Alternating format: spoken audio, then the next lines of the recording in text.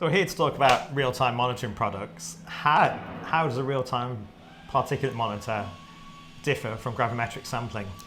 I guess the key difference between the two is that your old school gravimetric monitoring is what we use for statutory monitoring, compared to real-time is more an indicative tool that the employer can use to ascertain what levels are in real time, essentially what it says.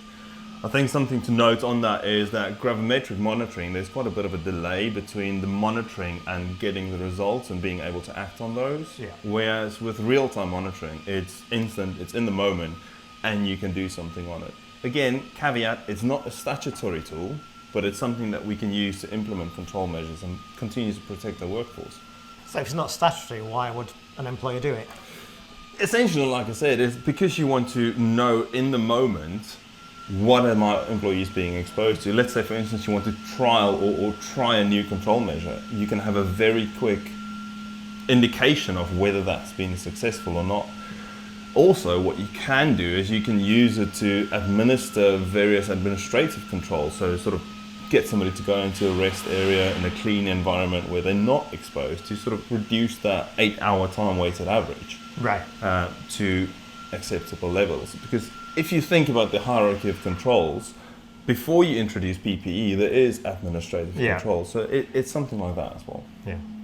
So talk about hierarchy controls, and why can't the employer just eliminate the hazard? It's an ideal situation, but unfortunately in certain substances like crystalline silica, which is naturally occurring in so many materials, you can't necessarily just eliminate it. Right. And it's sometimes also quite difficult to substitute it. So that's why we need to consider that hierarchy of control, look at engineering controls, and that's also where the product comes in, where if you introduce an engineering control, you can very quickly see whether that is effective or not by having an exposure concentration live real time without the control measure. You introduce the control measure and you can immediately see whether there's a drop down.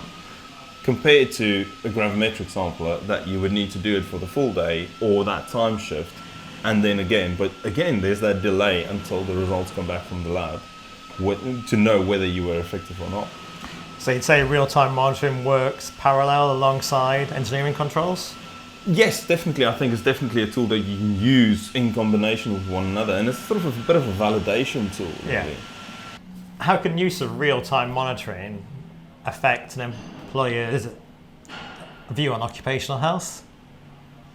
That's a very good question. I think more often than not, especially with the levels that crystalline silica has got, the low exposure limit, more often than not, that the employer might be sort of enlightened to something that they didn't think is an issue. Right. Because they can have that very quick indication of, wow, this is my levels. Yeah. And again, it's not just on the negative side of it, there's a positive side of it as well, where you can very quickly see whether there is a control measure that is actively working.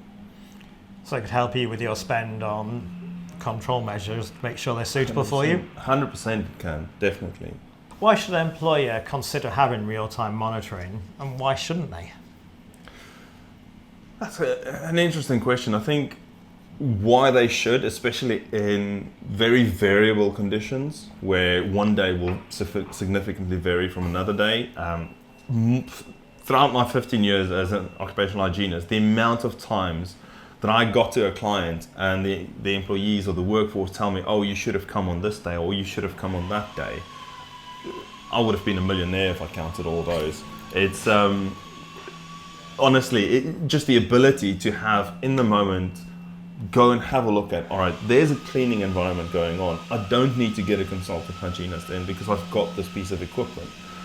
I can use that then to ascertain whether that is a significant risk or not. And if it is, then I know I need to clearly align my scope of work that my consultant hygienist is going to come in to do the statutory monitoring. Yeah. And I can ensure that that is included in that scope of work.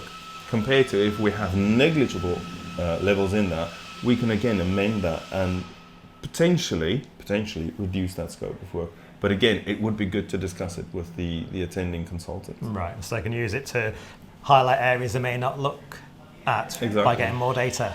Or highlight areas that wouldn't be done on a normal day when you schedule your hygienist to come in. Right. So that you can know beforehand, we need to ensure that that activity is taking place on that day. Right. There's been a lot of talk in the news, Joe, about silicosis in different industries. Yep. How do you think real-time monitoring can help an employer keep their staff safe?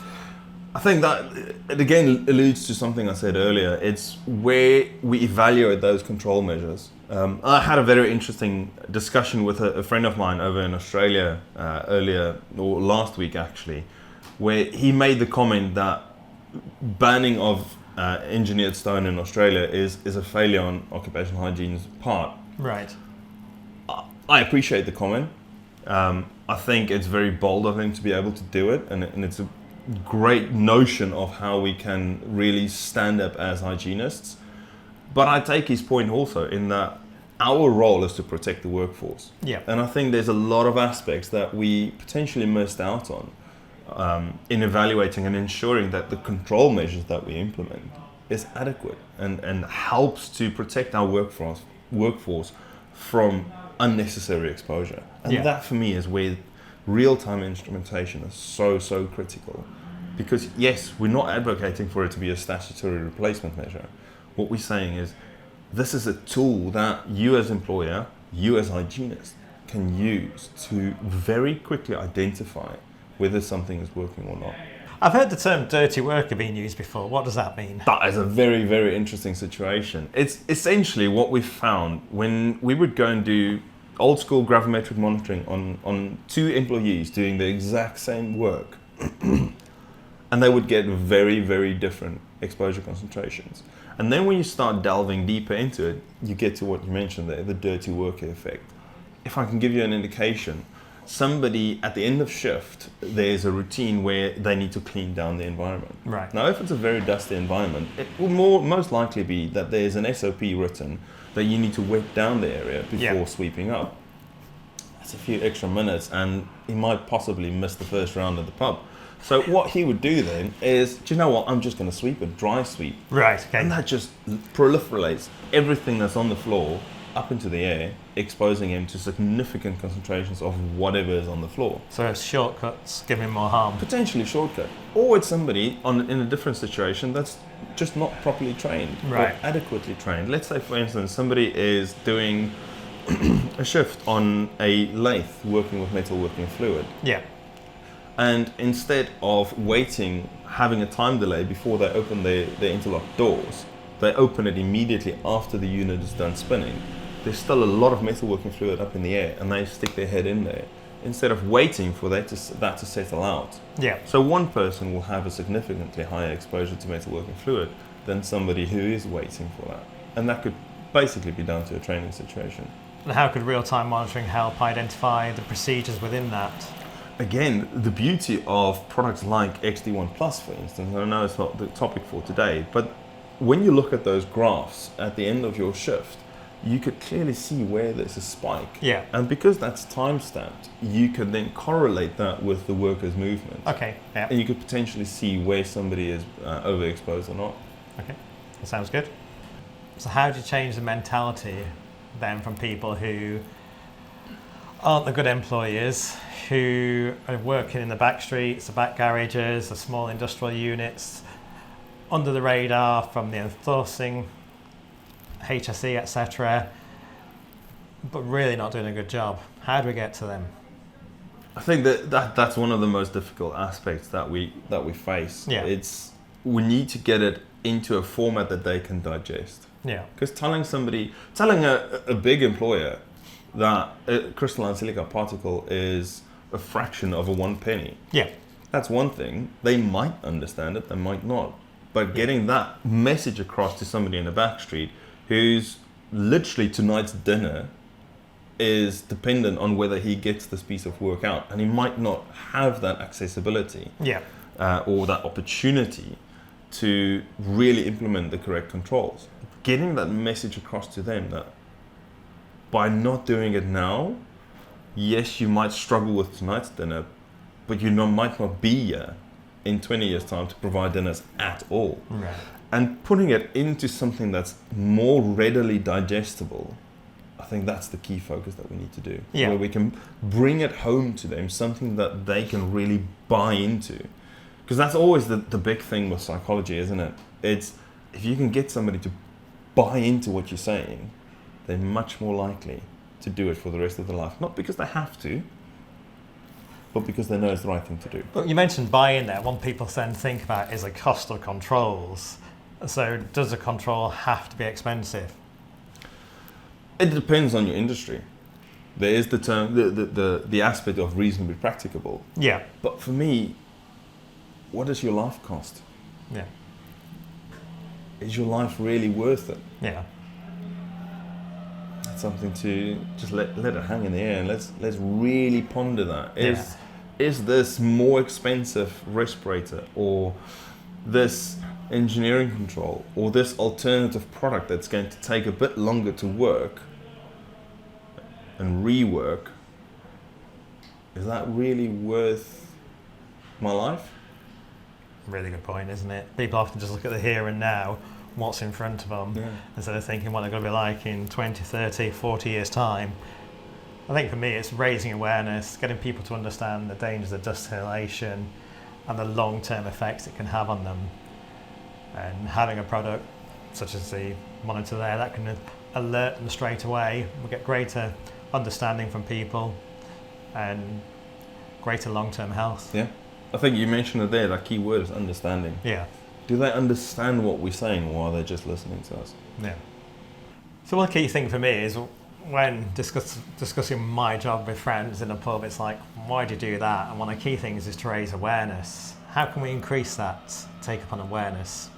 I think we live in a digital age today, and as much as the message is all across LinkedIn and the printed press, I don't think we're always maximizing the tools that we have. Right. If you mentioned earlier about the backstreet worker, what's the chances that the backstreet worker is going to read an article in the Sydney Morning Herald? Yeah. Or what's the chances that guy is going to scroll through LinkedIn and really read through an article? Okay. I highly doubt it if you put yourself into his scenario. Yeah. Rather, what's he consuming? Yeah. And I think it's maximizing those platforms in addition to what we're currently doing. The more we utilize what's out there and the more we engage with, I want to say, the youngsters, the guys, the blue collar worker, the more we liaise with them and the more we get their input, the more we're going to know what are they consuming, what are they exposed to from a media perspective, so that we can get the message onto those platforms as well. And again, it's doing it in such a format that it's easily digestible for the audience. They can take it in, they can understand it, they can make changes. Exactly. Telling somebody in a backyard garage that, oh, you are exposed to 20% of the crystalline silica exposure limit, that's not going to tell him anything. Yeah. Because he won't grasp the significance thereof. If you tell that to a scientific community, that's something entirely different. Yeah. Or to a large-scale global manufacturing operator, again, that's something different. Because they've got that expertise in-house to digest that information and plan, sort of put a plan of action into place. The backstreet worker is not going to have that. We need to put it into a format that he can take it in, or she can take it in, and really know what the consequence is thereof, so that they can align their actions accordingly. Well, one thing we're doing today here at a WFF member, we're doing some videos and showing how best practice can utilise real-time technology. And the great thing with WFF, they're sharing it within their member network, so that can get around to lots of different people to understand. And if we can look at different other organisations that we can integrate with to spread further education, I think that's a good task for us. 100%. 100%, and it's building those allies, like you said, WFF, the HSE, metalworking fluid federations, getting all those unions and statutory bodies, getting them all to sing off the same hymn sheet, essentially. I think that's the major challenge of today. Well, we'll keep working at it. Let's go for it.